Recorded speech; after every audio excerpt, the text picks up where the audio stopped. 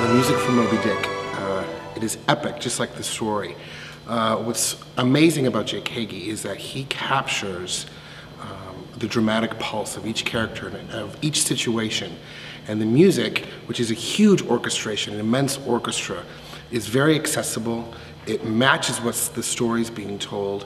The colors that he gets from ships being out at sea, or the Pequod sailing, and when Ahab spots the whale, is completely theatrical and magic.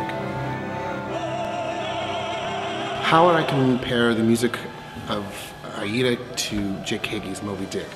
They're vastly different, of course. Verdi coming from the Italian school and 19th century, but Jake Hagee, in terms of how Verdi works and Hagee works in terms of theatricality, are very much the same. Giuseppe Verdi, again, captures the story in the music. He captures the story of the words, the way the words function, and how each character colors, and then heightens the dramatic tension by using the orchestra. Jake does exactly the same thing. He's the most soulful composer that we have, I think, today, and captures all of the necessary elements in telling this epic story. Jake's music is fantastic, and it's very accessible for the audience.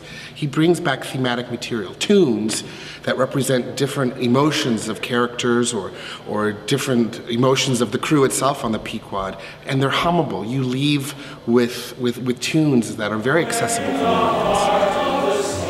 The challenges with this piece, I don't really call them challenges because it is a very difficult piece, but the music and the way that Jake and Gene Shear have put this together with Lenny Foglia as well as the director have really matched the angles of the drama, the angles of the character, the angles of the emotions of these characters on stage.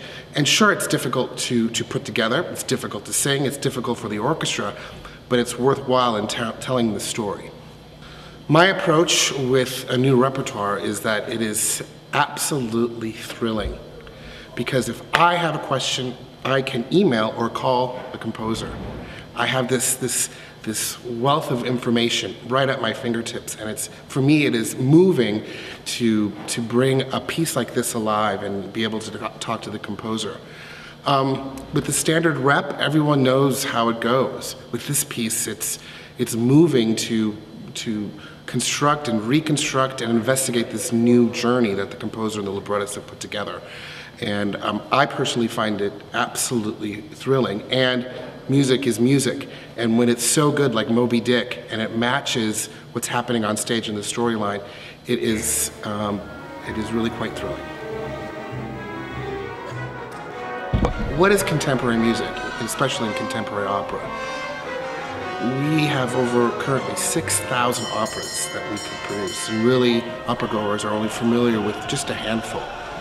What's thrilling is that there is a group of composers, a group of dedicated musicians throughout the world who are bringing tangible stories, real-life stories in opera to the stage.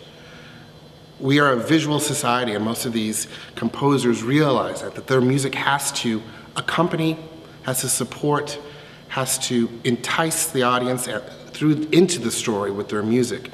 Sometimes there's this terrible word called dissonance. Dissonance is something that's great, because otherwise you don't have a resolution to anything.